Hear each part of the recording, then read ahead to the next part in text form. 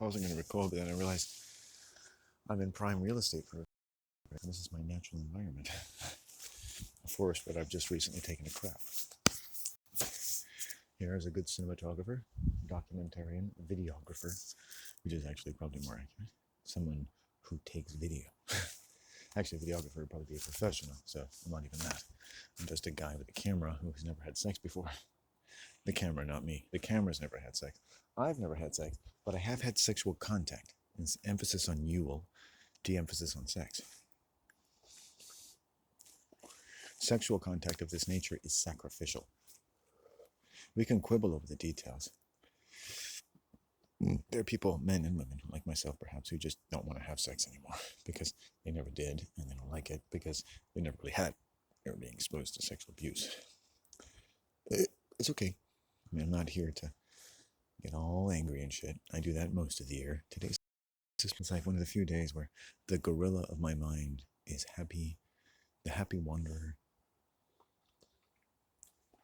This is the first day in weeks I haven't been in shock. And I'm going to watch myself critically today, tomorrow, the next day. We're about 3 or 4 days from solstice. So it's like, fucking hey, man, solstice. The soul's tice. I solstice you. Sol trice. Sol mice. The solemite. I'm a sodomite, essentially. I yearn for the anus. Anusol is my lubricant of choice. No, think about this. Anusol. Anusol. That's a thing, you know. You rub it on your ass. It solves all your anal needs. Except one, of course, which is getting dick. I don't want dick up my ass.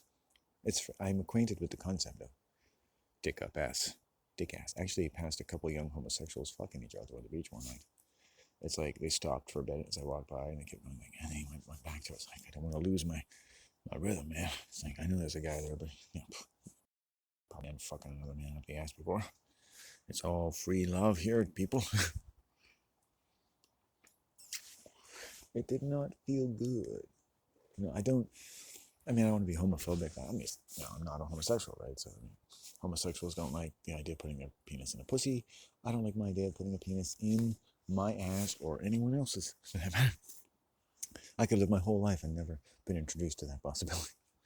It's never like you walk and it's like, so I guess for a homosexual, like if you were in the world somewhere, away from all society, you'd be like, damn it, man, I really want someone to fuck me up the ass.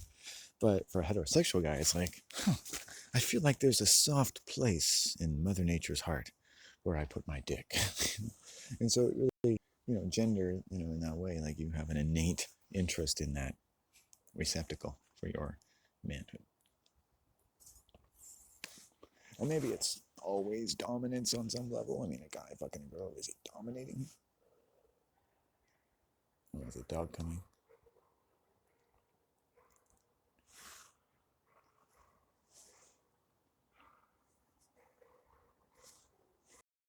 Well, I think those dogs need some anusol.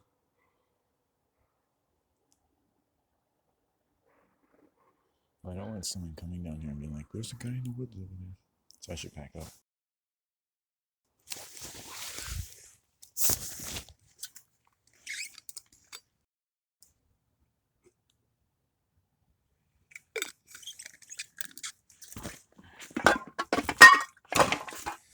I try to be careful about such things. I'm gonna do it straight.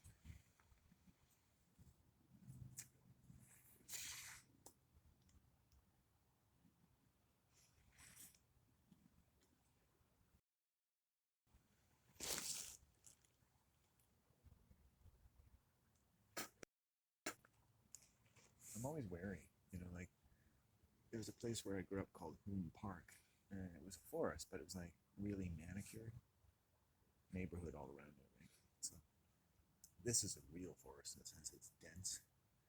If you close your eyes for 5 minutes, you'd be well and truly lost. I guarantee. You would be wandering for a fair while. You could wander and wander and wander within, 20 to 40 acres of land and never find your way out. unless you started making a kind of science of it, or got lucky, or just were very instinctual. Maybe saw some smoke, a house, or heard a dog. Anything, right, to lead you in the direction of people. And so you'd have to be very alert. Embarrassment or the overwhelming sense of futility and stupidity and ignorance would flood your blood like some archaic shame, which all men must learn to conquer, and which women like to exploit by saying, "You got lost again, and you don't want to ask anybody for directions." And, I say to women, it's not that we don't want to ask for directions. It's that, we sort of know where we are. Just wait.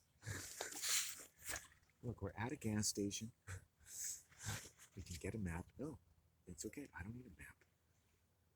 Map backwards is Pam, and my name is not Pam.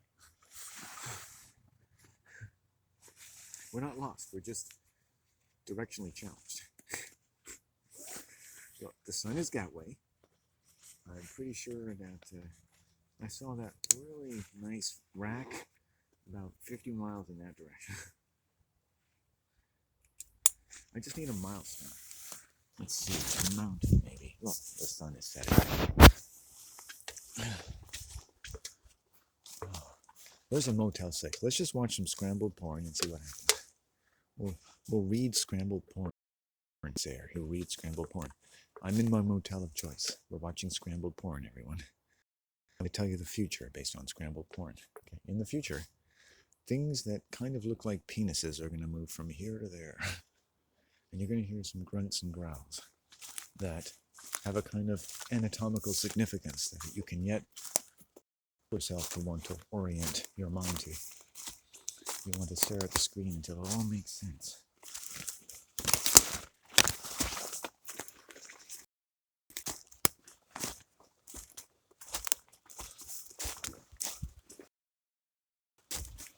I don't have to work too hard to find the trail because it's not that far away. But I still have a moment where I go in that particular area because if you look around you in this particular forest, it all looks the same. It really does. You look, and you could be here for hours and nobody would walk by. So it's kind of as to how safe it really is to walk here. But I don't think bears come out here, or deer. Owls, yes. I've seen more owls than anything else. Actually, of all the creatures you can look at. Been a very owly. There's been days when, eventually I made friends with the owl, and now it's like the owl came, said, "I'm your friend." So now the owl's my friend. And the raven is my friend now. So it's like the raven has made contact with my life in a very raven-like way, which I'm not ready to put into words. It's comparable to what you would call in a religion of your creator of choice contacting you through a kind of ancient magic that had significance with your own personal life. And things got pretty personal and religious when you were afraid, and so fear was a component. If I told the story, it would say, "Oh, when you learned this in a period where you were very anxious," it's like, yes, okay. And maybe you could pathologize it, but then it's a question, depending on how you feel, because religious belief should never be 100% like, "Hey, I'm delusion-free." You don't have to be sharp like a laser. Your sanity does not have to be absolutely beyond question. Religious beliefs are things that are eminently questionable. But just because something's questionable doesn't mean that it's bad. But there are many questionable things which are bad. So there are many questionable things which are good. Making meaning is childlike. It sometimes is, I'm not a Christian. If I'm in a bad way, it's like, you'd say, well, what do you have faith in when you're in a bad way? Well, I grasp for it. My religion is made of the desperation with which I try to cling to the signaling systems of the earth. Nothing is taken for granted. I become a wild thing. And when you're wild and when you grasp for meaning every day, well, that really hones your mind. The best people had to work not just to survive physically, but also psychologically. Right? If you tell me you could live alone in nature and not take your mind out to the various meanings of things, to feel tangible connections with people, maybe spirits you've never even met, that and that you dwelled rightfully among their company, and in the heavens and in the earth, and even deprived of many of the things that people call modern conveniences, your brain could touch these things in a way that became more feasible because they had not been touched by other things. And that I say that the world makes claims upon our, say, abstract brain functions, our survival functions, our sense of immunity, because everyone in every way that anyone does violence to anybody, by any measure of the term, is trying to survive. Their immune system is at work. They're closing their borders to protect themselves and being as polite as they have to. And from another perspective, they're scapegoating an innocent bull and treating it like a criminal. Right? So at some point, we're going to have to convene roundtables around the earth and trouble ourselves to stimulate a conversation about what really hurts and everything. And nothing is too trivial, no matter who's offended by it, whether it's your job to do this. It's like, how many of us as men walk around and women are offended by the fact you just exist? Or they're offended by the fact that you don't want to dick them. I've had women be offended with me for all kinds of ludicrous things. And yet I have to risk offending someone by talking about what I feel is true, what's been dwelling in me, growing in me since I was a child, about a lot of aggression that is groomed in women, probably men too, but I have to say women is to say I'm being honest about my perspective, because I'm a man,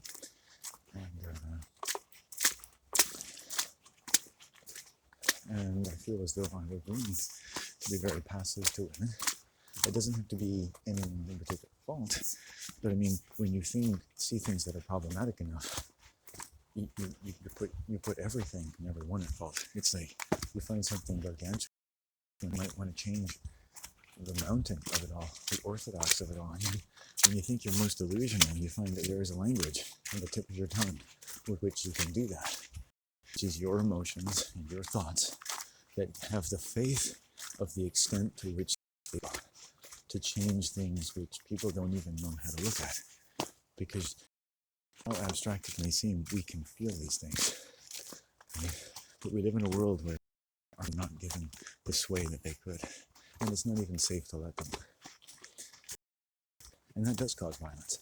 But we can use those same feelings in our voices to undermine violence.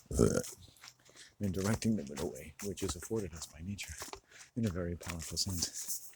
And in every sense that we can feel hurt, we can direct our thoughts to alleviating suffering in the world.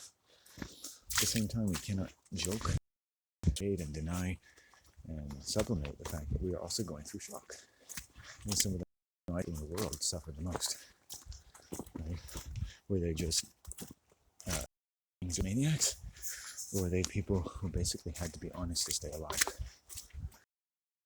We need to be fucking honest to stay alive every day. Right? If you want to learn how to make a fire, learn to make of someone whose people have lived in the cold for 1 million years. And they pick up 2 twigs and snap them with 2 fingers when they're 8 years old. And they look at them and they light on fire. You know what I mean? They wave their hands and 2 or 3 nimble young people make a teepee. Next thing you know, they're brewing tea and raw venison. And the smells of home and the ancient lords of time and space sit among you, and you dwell as though among the gods. This is what we call primitive. So white people have a very bent way of looking at things. As a child, the type of most were always about the Inuit. That's kind of like the native people of the north. And people who live close to the earth. And give us, even through weird white anthropologists like Farley Mullen, a lesson. Sometimes books written for children about like a native child surviving, and why are they by themselves, and learning how to. One thing I learned from the native book is like, sometimes if you're afraid, do something different. You gotta do something different. Whatever it is, So in my life, when I feel enough fear, I choose a different path. Plenty of times, I'm trapped by females. and you just want to leave. You want to flee. Just the way they're talking to you. But in terms of polite society, 100 years were watching on live cameras, they would say, nope, nope, I don't believe he has any reason to be upset. I don't see anything untoward. He's a crazy man. And so people don't see it. They don't. And it's a man being talked to by an elderly female. You don't hear it. If you look for intent, you won't find it. Right? You look at, if you're having children, a child interacting with someone, and your child body language is nervous, and you can pick that up because you're a good child person, right? You don't say to yourself, well, they have no reason to be nervous. You just say, wonder why they're nervous. And you look at who they're talking to, and you just investigate. You watch, you look, you learn, because your child just taught you something. Maybe that child care supporter shouldn't be around children, or shouldn't be around your child. It doesn't matter why. It's better not to find out, because bad energy turns into bad experiences. Sometimes just a bad attitude, right? I mean, lots of childcare workers just learn how to bully children around. And they learn the way all kinds of people learn all kinds of great things, that this is okay and it's part of their job. Some people, maybe they do it better than others. I can say this as someone who probably shouldn't be given the guardianship of children. Certainly not your children. I don't say that with any shred of irony. The fact is just simply the fact. I shouldn't be. Maybe no one should. I know I shouldn't. So I couldn't do that. It's all about mentality.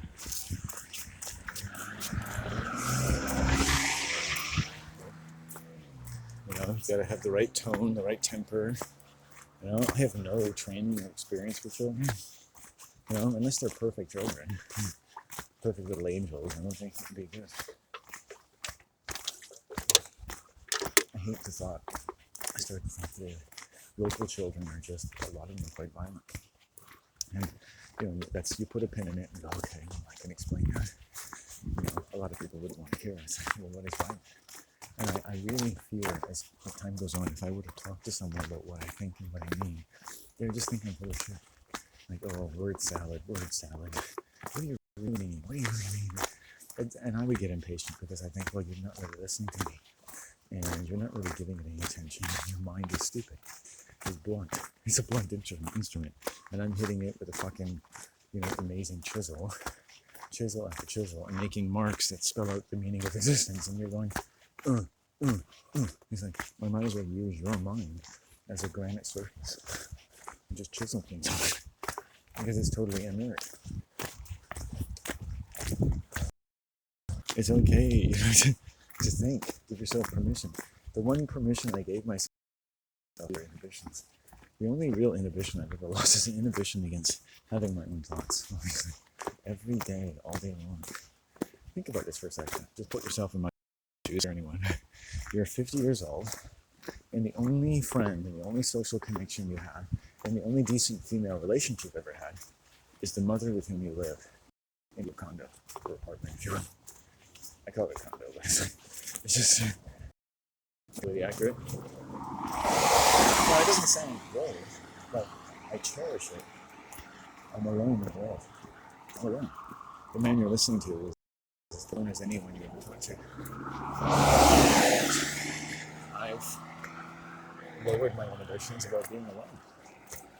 Okay. It gets better. I don't have any means of making it up. I have no craft, I have no trade. I come from a trade-oriented family on both sides. I had to grow up without learning a trade. I until about grade 14, when I dropped out of university or college the second time, and that was it. I was done with work, I was done with education. I threw my glass prescription, my glasses, I don't wear glasses anymore. I know how it made my nose feel. Like, fuck this shit. I don't have to wear this anymore because I don't have to look at a screen at the front of the room. I don't have to read computer code. I don't have to wade into it and just do it day after day until I turn my mind into some kind of robotic dildo punching its way into the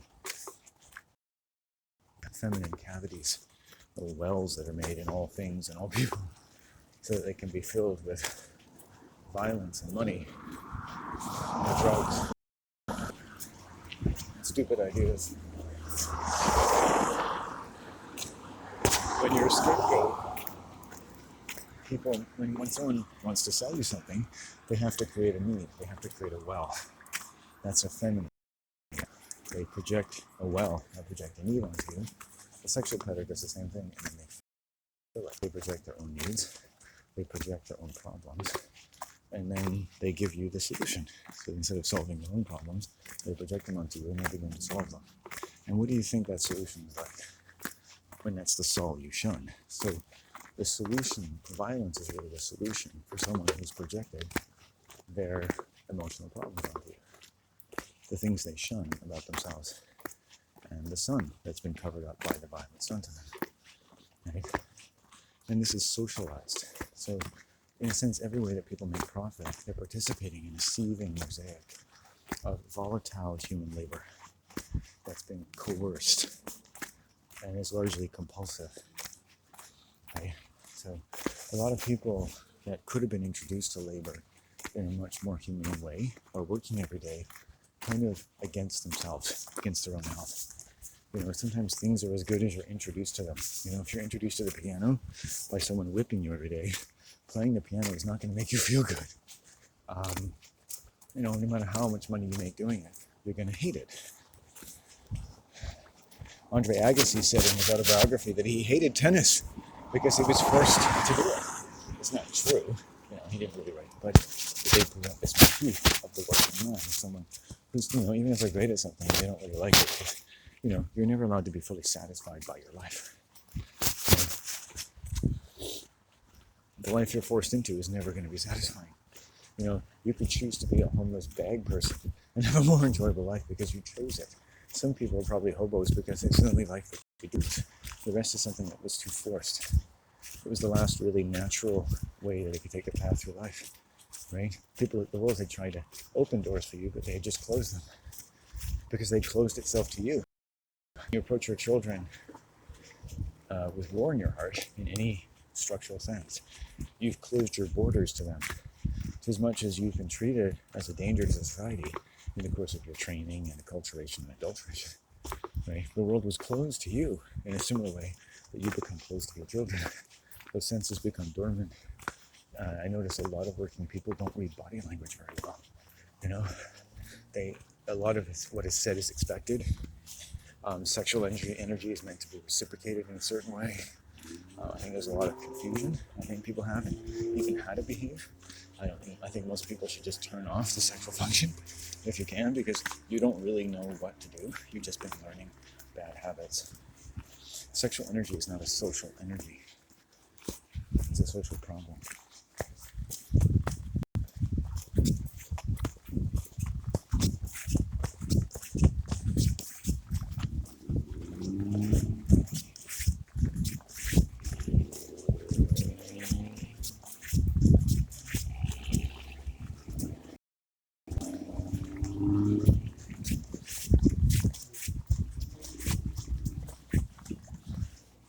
I've never, something personal about me, I'm socializing in groups with alcohol, music, dancing, all that kind of thing. Never liked it. More listen to the birds, smoke a cigarette, cup of coffee kind of guy. I know a lot of people like that, a lot of women like me in that sense. This was a dating channel. It's like, I'm a homebody too. There are a lot of sort of self-proclaimed introverts among the female species. But I guarantee you're not more introverted than I am, and I don't really call myself because I haven't been perverted, right? What greens in me greens inside and out with the excommunication of the sun, and which is the beauty and aesthetic of all true communication. Soundness. I mean, forget love and dick and pussy. Just have soundness of communication, and you'll have everything you need. At least whatever it is will be pure, and it'll keep you open to the best. If one day the world decides to be healthy and the best returns to the earth, you'll be ready for it. People are like, wow, you were already living like the world had returned to its best. But it was still, and yet you still, looked as though the world was in shock in ways that only you could feel. Because if you're in shock, your family is in shock, and your world is in shock. The world of man is in shock. You look at all the crime, people are in shock. Do you think you could commit a crime? Do you think you would ever break into someone's house? Nor did right? Nor did they. It's a long fucking distance from being 3 years old to being put in jail for arson, robbery, beating someone up, or murdering someone. It's a long fucking way. Do you know the distance? Do you know the map? Do you know what happens? Do you know what it feels like? Do you know how much fucking shit can happen to humans that you should be lucky to hear me say the names of? That you never have to feel it yourself, coursing through your own blood, terrorized day after day, chemicals swirling, losing trust, losing love, losing tenderness. People who can hit you, but they can't figure out what the fuck it did to your brain. They take you to the doctor and start filling you full of drugs. Next thing you know, you get addicted to them. I mean, people are fucking stupid, you know? Have you noticed? And so if you love your children, you have a good home, you love that fucking home. You worship that fucking home, you know? If all you have to do is give the fucking money in an offering plate once a week, you're like, yeah, it's not too bad, right? I know, and I understand you, I feel you, you know? You got something good going on, like it doesn't matter what religion you have, you just keep that good thing going. It's a scary world out there. Don't rock the ship.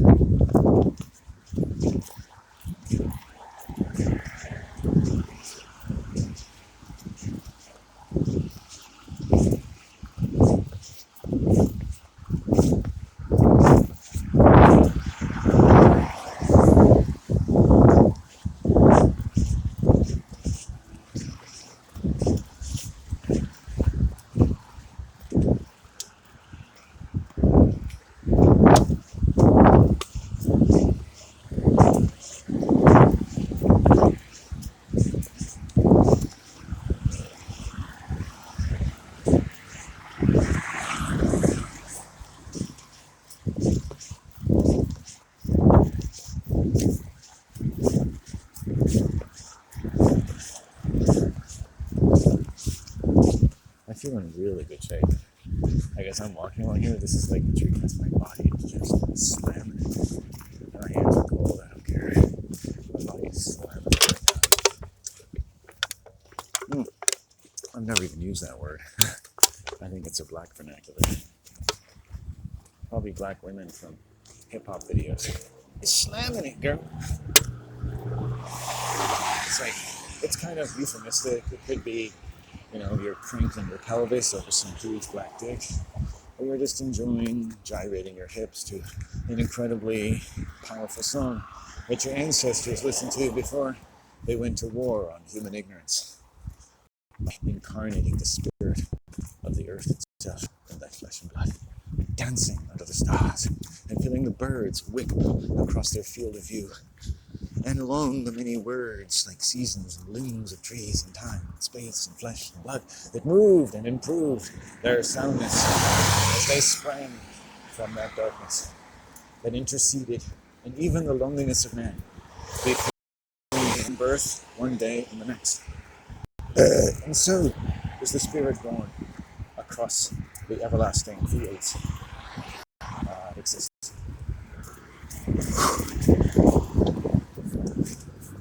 And none so charming or so wise that suffered this and thus and died. But do not die, and lose not this grasp, the love that wraps around your neck, or word unto the last, and steal you from that death for this.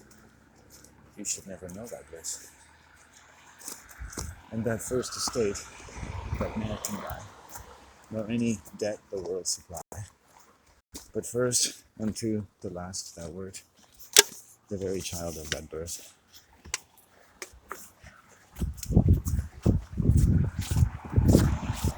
It is not dead and cannot die, but breathes like roots of trees. Die. I live among these roots and breathe the length of days my mother and father should leave upon the earth. And I should make them sound. And I should make them sound. Upon my lips, upon my word, the law, so many years not heard, the soundness through all vile things, but yet the truest heart doth spring.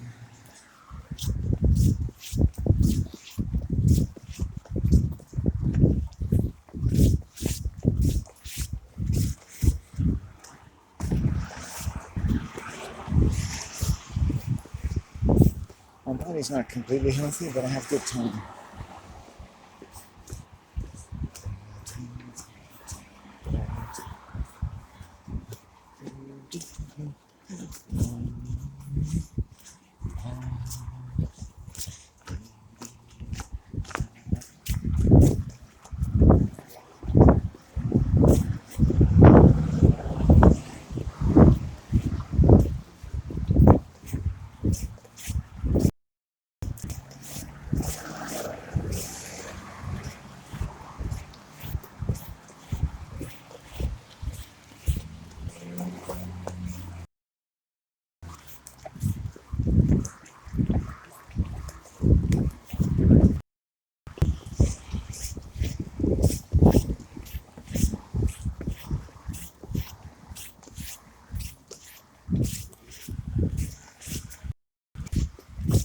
Want to note before the camera runs out of power, my shoulders and neck are very particular. No headache, no accidents, no injury, very low anxiety. We've done enough, we've suffered enough. The raven has come, and my confidence in the soundness of my home has grown. It's good. It's weird, I talk so much about strength and growth and health in many respects, at least but it's just so hard to attain. Because it's so hard to attain in a sense, so worth attaining. You know, that I strain against such hardships as I imagine, such evil and this and that. But also, if you thought I was pathological, there are times when I win over it. And you might say my brain chemistry adjusted itself by some rudimentary complex of coincidences that might be called the good fortune of the rest of the world that has to listen to me. Now, I would say that that was uncharitable, very smart. Perhaps we could meet later in your hotel room and discuss the cunning linguistics that I've only too recently been acquainted with. Or else we might say that there is something to this black magic.